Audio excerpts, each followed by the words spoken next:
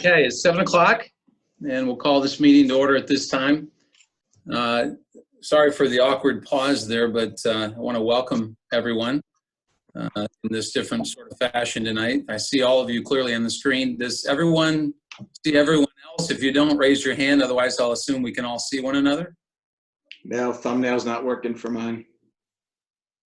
Okay, do you see Michael, some of us, or just whoever's speaking? Yeah, or?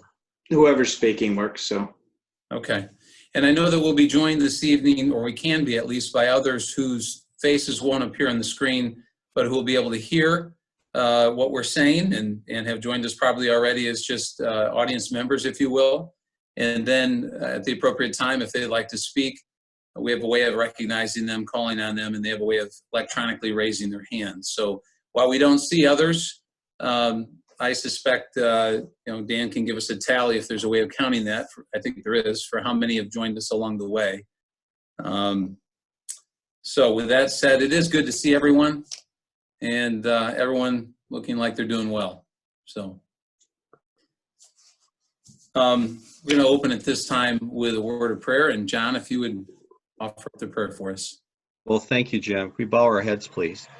Our dear Heavenly Father, we thank you for this opportunity, and we thank you for being able to serve.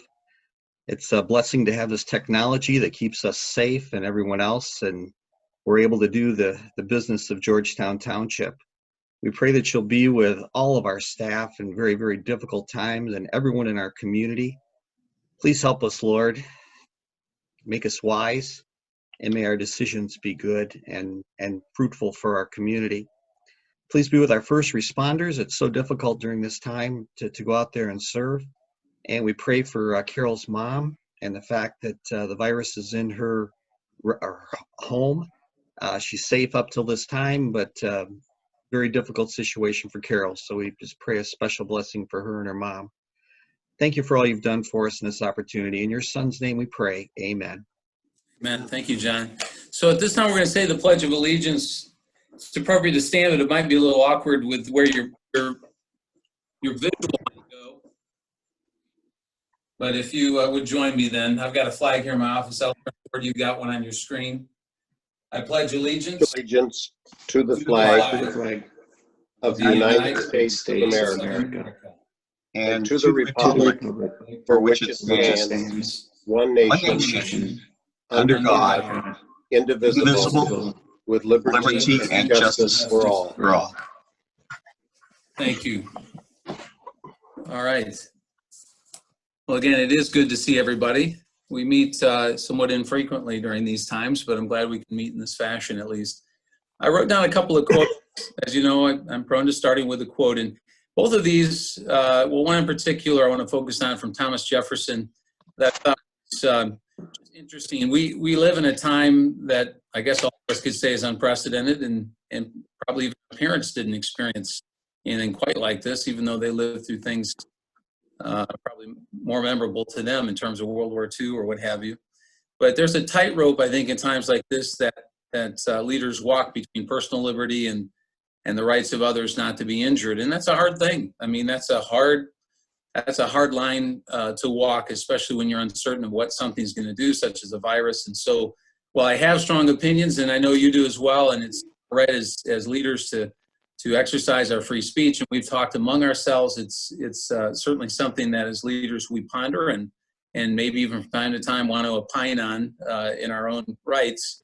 But I think we'd all admit it's not easy. It's not an easy set of answers sometimes for leaders. And Thomas Jefferson, he gave a quote that said, rightful liberty is unobstructed action according to our own will, within limits drawn around us by the equal rights of others. So we have rightful liberty, individual liberty, to be unobstructed and going about our way. But so long as there are certain limits drawn around us by the equal rights of others. And that's, I think, where that tension is right now, is between where my personal liberty stops and your right to be safe ends or begins, and kind of finding where that is not easy. And I think it doesn't lend itself to a bumper sticker slogan. So I don't think any of us necessarily has a corner on exactly what each of our leaders should be doing, but certainly we should be giving input as we as we see fit, and praying for them for wisdom. I'm likely thinking that we're seeing the light at the end of the tunnel, and that we're turning the corner to reopening. And it'll be interesting to see how that process goes here in the next few weeks. Rod, I think, was going to place on the screen, if only temporarily or maybe for longer, but the agenda for tonight. It's admittedly a short agenda. In fact, I'd say that in the years that I've been on the board, I've never had an agenda for a board meeting that didn't have a particular vote or item specifically for a board discussion and vote. This would be a first. That's not to say that the meeting's not important, but of course we're required to meet at least once a month, and we're certainly doing that tonight, fulfilling that mandate. I think giving the public an opportunity for input is obviously important every time, and that was reason to meet. And I think obviously approving of certain of the actions we've taken and payment of bills and the receiving of reports is likewise a necessary duty. And then at the very end, this may be one meeting where our time is primarily spent in just simply discussion among ourselves as to, while we're in this somewhat of a lull, how do we come out of it? And what are some of the thoughts of the board members as we look ahead? So having said that, then, is there a motion to approve tonight's agenda? I'll make that motion, Mr. Chairman. Support. It's been moved and supported. I think it was Becky who supported. All in favor, say aye. Aye. Aye. Anyone opposed? All right. Mr. Chairman, just one point, Yeah. and that is in terms of the roll call. We didn't do the roll call. Oh, And I am assuming that all members of the board are participating in this virtual meeting. I didn't hear Jason's voice, but I'm assuming he's on with us. I'm here, Rich. Okay. Then as to the roll call, I would just think the minutes should indicate that all members of the township board were present for this virtual meeting. thank you. And that reminds me, Rich, I think tonight, to the extent we end up needing to take any votes, we'll make them roll call votes. All right? So just because it's not possible to, I think, to do it otherwise. All right. So So go ahead. No, I was going to say, would that apply to the motion we just made for approval of the agenda? I'm hearing no opposed, and so I'll dispense with that there. And I'm not sure even, Rich, that we'll have another vote tonight. So, but yes, if there are any votes tonight, let's do them by roll call here forward. Okay. All right. So on your agenda there, we've got communications, letters, and reports received for information. And then we have item number 8, the initial public comment period, which again is going to seem somewhat strange given tonight's agenda. Is there anyone from the public that has joined us here that can hear us via audio who would like to comment on items on the agenda tonight, be they items you've seen on the consent agenda, things which we just approved and received as communications and letters of report for information? If so, raise your hand electronically, and I think Dan has the ability to mute and give you a chance to speak.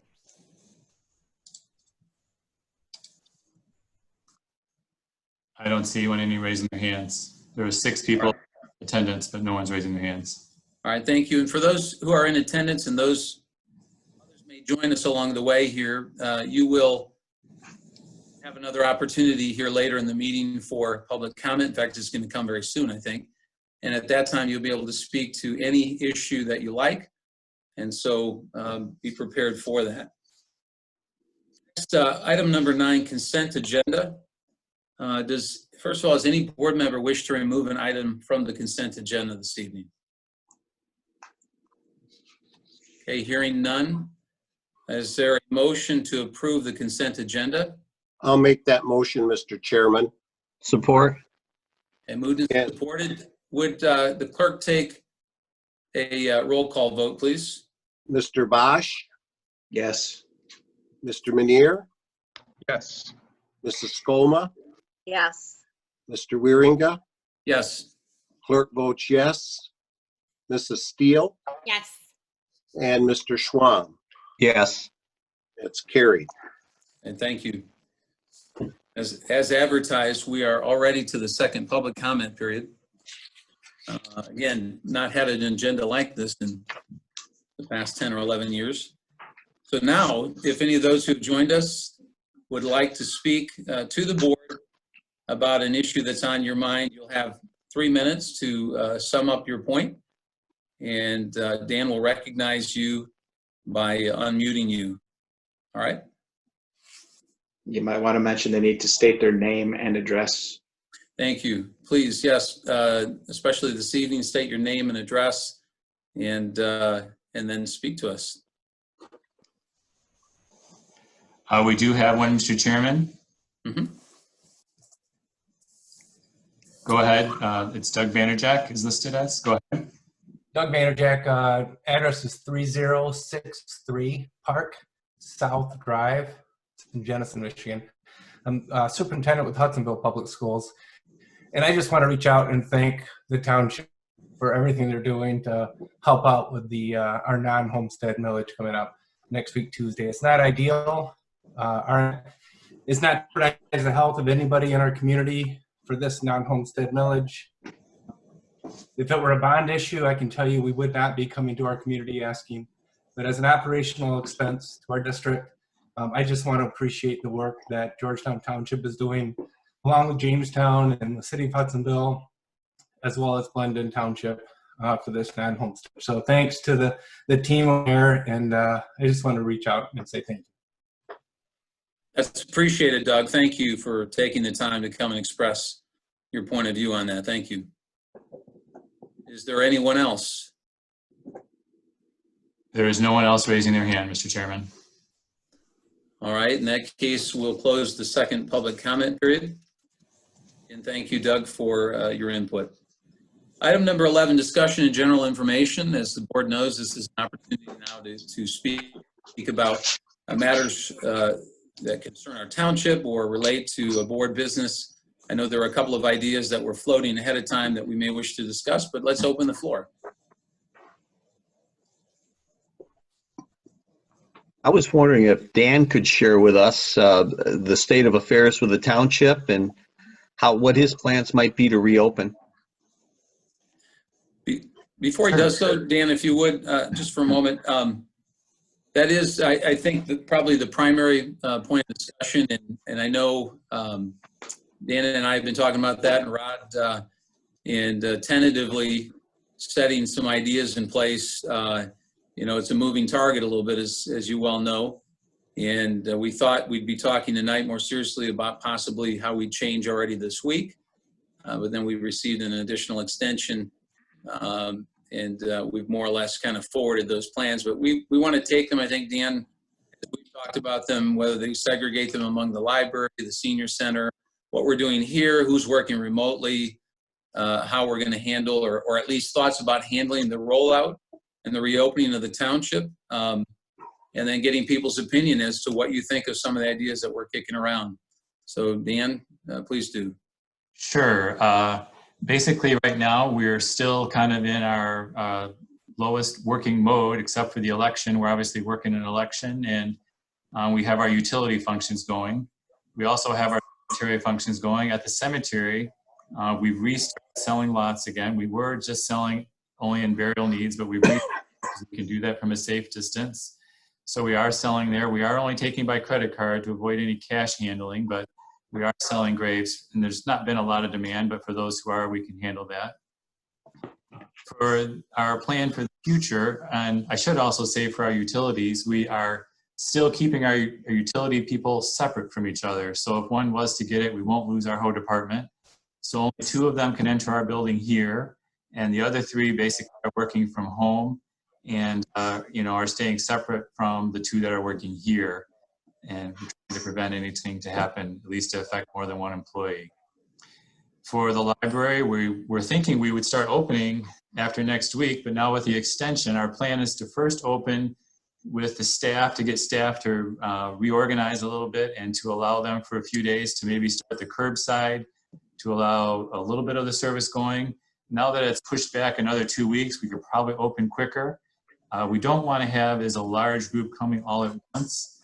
So our plan was to the first few days, at least limit the number of people who enter the building and how long they can stay in the building. And so to kind of make it available to all, but not to have it be a large crowd in the library at first. So that's our plan. And now that's pushed off 2 weeks. So hopefully, you know, things will change and continue to improve so that we can open fully quicker. And you know, there's some pent up demand. People still come to the library and are kind of surprised it's closed, and but that's getting more and more rare. At the senior center, that's going to be a more difficult one. We want to first get transportation back up and running, where we're bringing rides to medical appointments. Right now, we've only have a couple that couldn't find other alternatives, but we want to get transportation going again for the seniors. And then to start with events that are or activities that don't bring a lot of people together at the same time in the same place. So we're going to have to explore some new creative ways to meet with the seniors where they're not all gathered together. But that'll probably be another 2 weeks after everything else gets open, before we have regular events. And I think even longer before a lot of seniors feel safe to actually come to those events. So that's the part we'll have to judge as we go. We have right now 2 of our employees, the assessing, they're working from home, they're able to do that. And we're also wondering, you know, trying to decide, we were thinking sometime mid-May we would start doing more stuff door to door. We have both required for assessing to review properties, and we have the issue with our water department for the inspections for backflow prevention. And we're trying to decide when they're going to get started. And they were hoping to start, next, or within the next 2 weeks. But now we're kind of pushed them back and till after the order is over. I don't think people would feel comfortable having somebody walk through their yard, even though it's outside. I don't think they'd feel comfortable doing it. So it's a little difficult to plan because there's a new executive order every day. And every day we have to kind of look and say, okay, how does that affect us? And, right now we can't open certain things. And when we're allowed to, it's going to be, how do we open them and open them safely? So I don't know if there's questions or things specifically people are interested in, or it's a little hard because we were kind of ramping up to open starting next week, but now it's also pushed back. Also in the office, we're getting some quotes to change the glass at our front counter.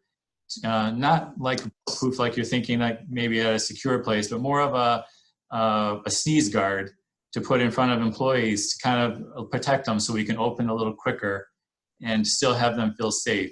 So that's kind of the thing right now. So it'd be more like a plexiglass shield in front of them with a slot, and so they can go through, but we're not trying to make it really difficult. We just want to create a little separation for the employees so they can work at a safe distance and we can open a little quicker.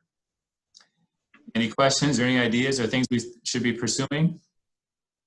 Dan, and I would like to hear from board members really about this, because it's unusual. You think about a big box retailer or somebody in terms of reopening. That's an entirely different equation from a township, which really is never fully closed. That is, much of what we do and the services we deliver unabated in the midst of something like this. I mean, sewer flows through the lines and water, reaches your home, and you call and you have a question, somebody's going to answer. And our water department, our fire department, and so many of our departments are operating, albeit on a different basis, right? There's some of them doing it in a different fashion. But we are, Dan, if you had to put a percentage on it in terms of operational, we have certain aspects of us where we deal with the public routinely, and much of what we do doesn't involve necessarily interface with the public on a routine basis at all. What percentage of what we do would you say is continuing unabated, frankly? Well, it's hard to describe, what we do as a percentage, but basically everything but the library and the senior center is still functioning.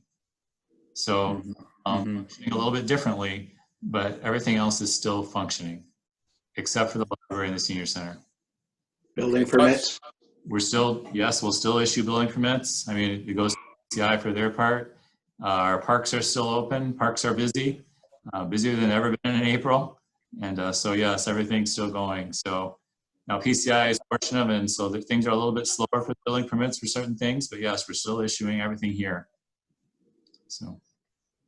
I have a question. I was thinking like the second week of May, there will be checks again. And also, you know, I'm in my cubicle. I don't have that much contact with the public. I'm not up in front. Wondering if that's going to be okay. And like with Rich with the election the first week of May. Yes, we can work that out with you. Just give me a call tomorrow and we'll work it out when you feel comfortable and with what the procedure should be. Yes, certainly. Okay. Thank you. Yep.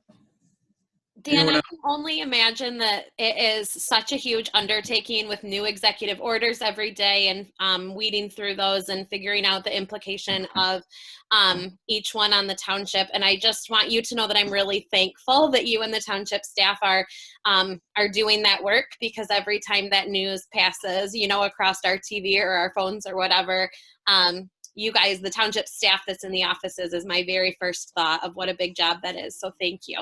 Sure. The hardest part is we have people on every side of the spectrum, from employees to the public, where some are thinking this is no big deal, whatever, let's just move forward. And some are like, you know, there's somebody on the playground, we got to stop that immediately, like we're going to send them out. And so we have this whole spectrum of working with people and trying to make everybody feel safe.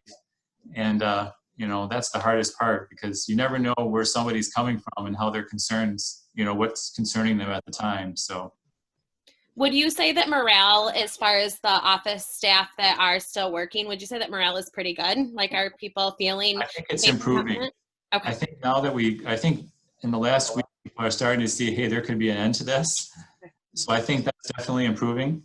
I think when it was a more difficult news every single day, then I think it was really hard on people. And you'd see it affecting mental health. I'm not saying like, you know, huge, but you could see people were just like, you know, what's the point, you know, and kind of, you know, on certain things. So, but yes, it's definitely improving now that news is improving. Good. Thank you for the update. Mm-hmm. Anyone else? I agree with Becky, and just want to say thank you, and thank you for your professionalism. And we've got a wonderful staff there. We appreciate what you do and your motivation, and the plan sounds very logical.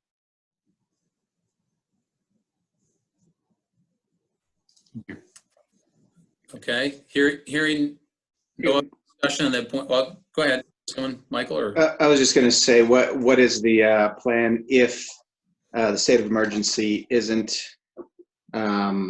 renewed because it's stopped by the Michigan legislature? Then what's the plan? Because it would expire on the 30th, I believe.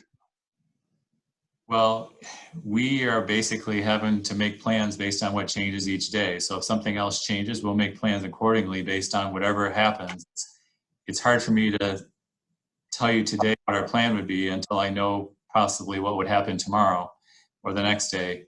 So, you know, like I said, our goal has been to serve the public, still with down, and we've kind of adapted our means to doing so. And, you know, if something else changes and we feel it's safer to bring our employees back, we'll bring our employees back for other services as it progresses and changes.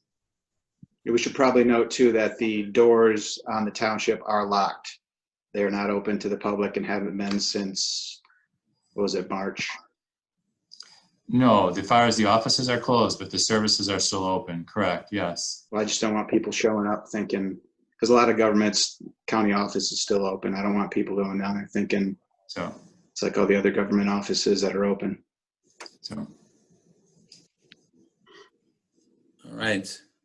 Anyone else? Does anybody call and complain to the Parks Department about people at our parks? We have complaints on many different subjects, yes. I've received park complaints, including personally. parks. I have both ways. The parks are open. The playground equipment is not for the time being, which, however you feel about it, that was pretty explicit. Some of what have come down and some of the orders we've received have been ambiguous. Some things have not. And whether we agree or not, I think that was one that was pretty unambiguous. And believe me, my kids didn't appreciate it.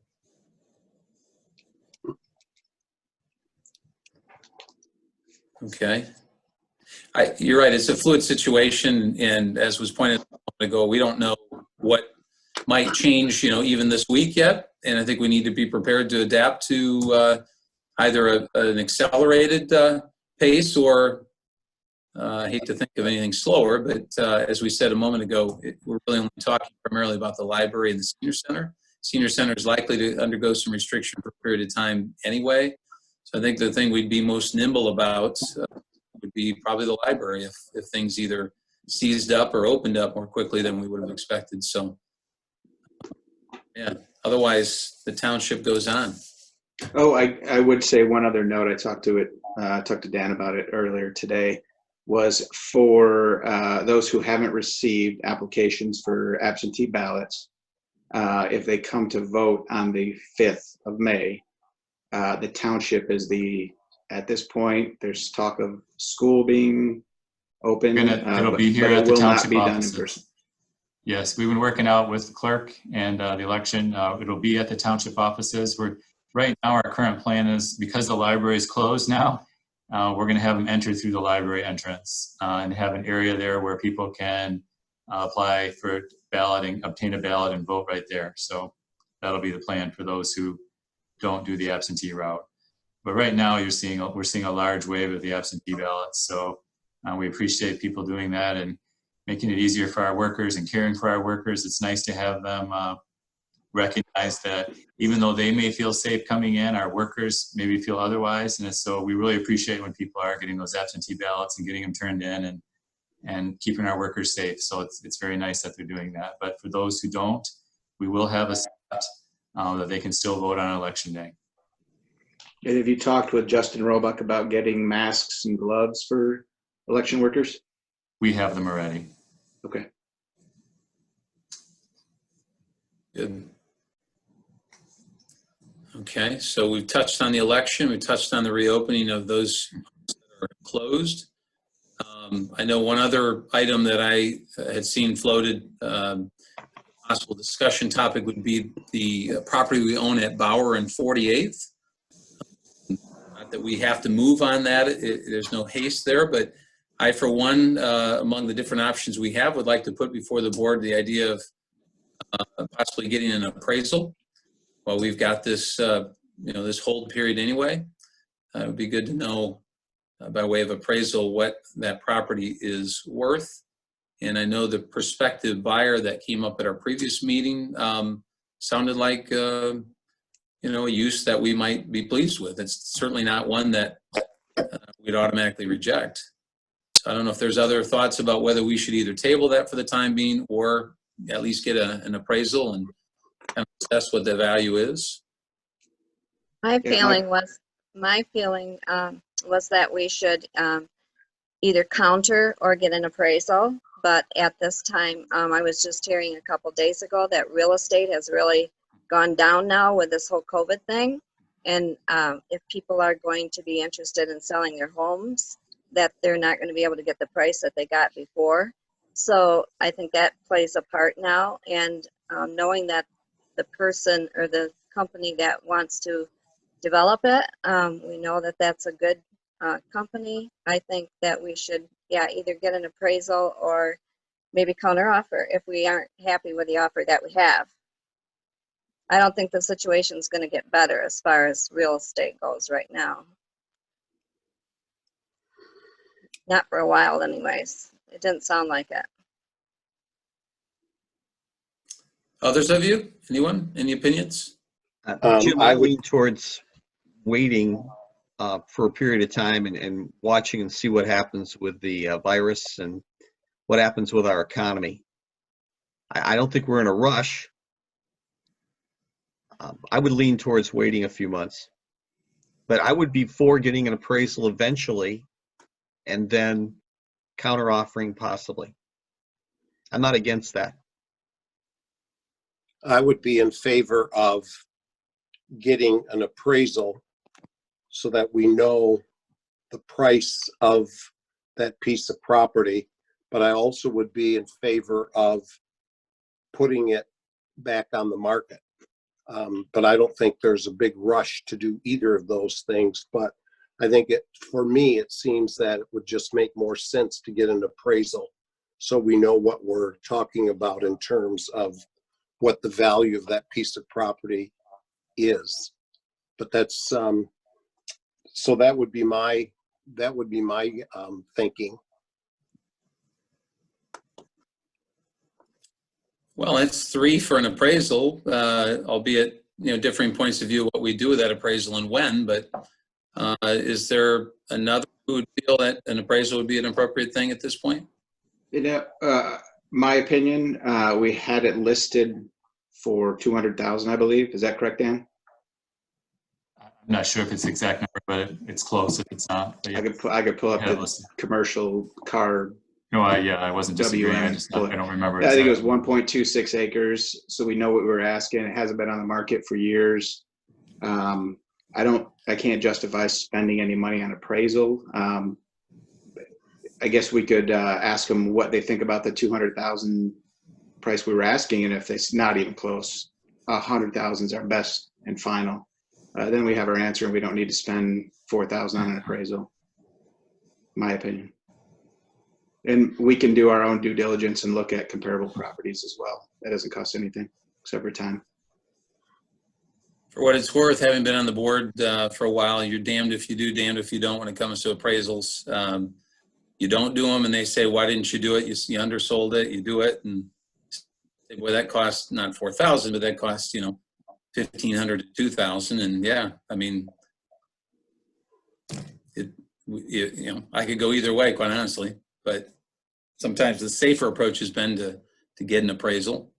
And as far as the marketability of land right now, you realize that even while the economy suffers, unique pieces of property for commercial purposes at unique corners within the township isn't going to vary much based on the ups and downs of the current economics, I don't think.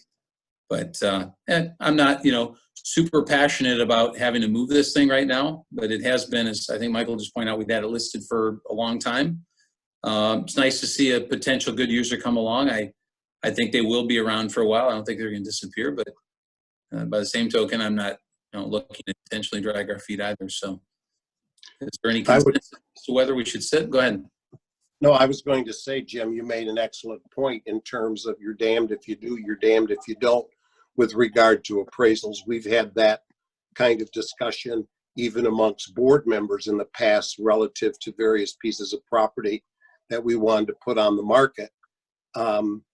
One other variable that enters in here in my thinking is the fact that the townhouses that are going up adjacent to the ice center on 48th Avenue, there's an increase in population, and I believe that there will be an increased demand for that piece of property, especially once word gets out that someone's interested in putting up what this particular offer represents. So just my thinking, but I think that's something we need to take into consideration, that area is changing in terms of even density of population with the townhouses and apartments going up there. It's amazing. I just drove past the other day, and they continue to build, and there's people that are moving in there on a regular basis. Even during this, I don't know how much they're doing during this crisis, but so I think that's something we should take into consideration. Becky, what do you think? What's your perspective? I think that we either need to counter with something close to what it was listed for previously, or put it on the market and see if there is any other interest, just because we know that competition could drive up the price a little bit. I'm not super jazzed about doing an appraisal because, like Michael said, I think that we could look up some comparable properties and get a good idea of a fair price, per acre, however, whatever the units are there. But I'm not super excited about an appraisal, and I'm not feeling like we need to move on it fast. But like Rich said, I think that corner is going to continue to become developed, and the more that people move out that way, the more valuable that piece of property is going to be. And I think that there are lots of people, lots of developers and things that have the foresight for seeing value, where places are just starting to grow. So I think, tapping into that a little bit, seeing if there's anybody else interested, would be a better use of our time and energy than ordering an appraisal. Okay. So, and I don't want to belabor this, guys. This was not the focal point of the meeting tonight, but it seems there's only three of us interested in appraisal. So setting that issue aside, is there an interest in, one of the things we evaluate, I think, is not just the highest value, but also what we might consider as the board the best use. And that does come into play when you say, well, here's a bird in the hand, so to speak, albeit we'd want to get a higher price. Do we like that use versus what the highest price may bring? And they may indeed be the highest price, but if they weren't, would we say, I think the additional 20,000 we would have gotten from buyer B to put up even more townhouses is not as preferable as buyer A, who's willing to pay a little less, but is going to put a service there for so many who live in that that neck of the township. Is there any value to saying we kind of like what this buyer brings in terms of a use? Sounds like government picking winners and losers. I definitely would. I'm sorry, go ahead. One at a time. No, I was going to say, I definitely would say that what this buyer brings in terms of a service use, because I see that as being a great asset for that corner, and with the increase in the population there, the density, I certainly do. Yeah, I would agree with that. I think that buyer use is going to be excellent for that area. So that was kind of my consideration too. And that would definitely be high on my consideration. Michael, you were going to say something? I didn't. Yeah, it's just my typical, that's just government picking winners and losers. Is it really though, Michael? If you consider that, as you say, it's been on the market for years and they make an offer and you were to counter it at a higher number and come to terms with the only buyer you've had come forward, is it picking a winner and loser? It's not as though you've picked it right out of the gate. You've given this property a chance to be marketed and to sit there available for a long time. If you're factoring what the use is going to be and giving them a discount and justifying that discount based on that, or taking loss of fair market value, it is. I think that's prudent. I don't think our only evaluation is price. No, and I'd say that would be the tricky thing too with an appraisal is you all decided to sell the ice arena, which is 11.6 acres and 75,000 square foot building for 500,000. So it's going to be a little tough to explain that one. And we digress. Is there anyone else? Facts. Yeah. Anyone else? Any other input? Is there? I hear three of us who say, it's kind of an interesting buyer. Not that they're going to suddenly slip away, but it would seem that for those of us who are in favor of this type of use, that if we could get the right price and the use, if there was a fourth, we might settle on trying to make some sort of a counter offer. Anyone else feel in favor of a counter offer at this point? In the future, I might, Jim. Okay. Jason, can you hear us? I can. I apologize. My connection's bad, and I keep losing you. So, well, I see you there, Jason. You're the computer expert. You know more than we've forgotten about computers. So we trust you doing all you can there. Did you have a thought about that, Jason? part of it is I don't see a rush. I mean, I think we've kind of heard that theme come up. Is we're not in a rush to do anything. Appraisal, I guess, would be good, but is it going to be impacted right now because of everything that's going on?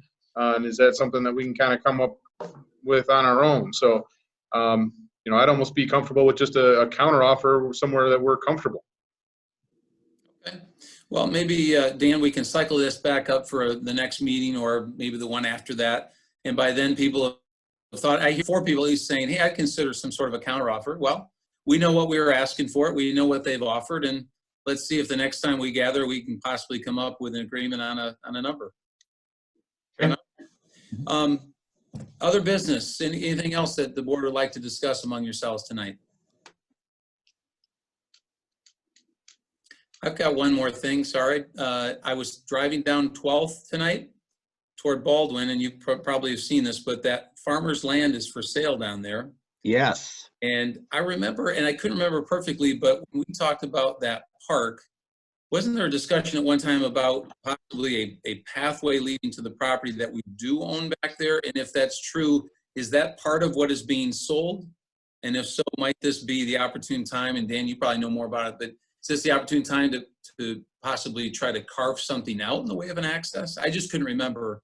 This is the parcel that we talked about to connect Woodcrest Park to Pioneer Park. This is the parcel that would be needed, be carved out. It's usually easier to buy property when the person is selling. Usually works out easier when they want to sell. There's no how easy or what price they're looking for, but usually it's easier at that point. So if the board is interested in pursuing the parcel, that is something you can go to closed session for and to discuss what you want to do there. Perhaps on that, because I sprung that on you, I just happened to drive by it tonight and it looked like a recent offering or listing. Perhaps what we could do is, much like that last one, we could cycle that back up the next time. And if there's an interest in going to closed session, in the meantime, we can do some basic minimal investigation, find out how long it's been listed, how much it's listed for. It's, they're amenable to splitting or who knows what. So that farm was on the market for at least a couple of weeks before the shutdown started. Our daycare provider lives right there. So when I leave Bursley and drive to our daycare provider, I drive past that many times a week. And I know that I saw the sign regularly for at least a short stretch of time before the shutdown. So. Okay. Anything else? Anyone else wish to bring something before the board tonight? All right. Seeing none, I'm going to declare the meeting adjourned. I'm going to say before I do this is kind of neat. This is the first time I've seen your faces at a meeting. Every other time I'm looking at chairs and windows. So it's nice to see y'all. Nice to see you. Thank you, everyone. Thank you. This is well done. Have a good night. Thank you. What you need to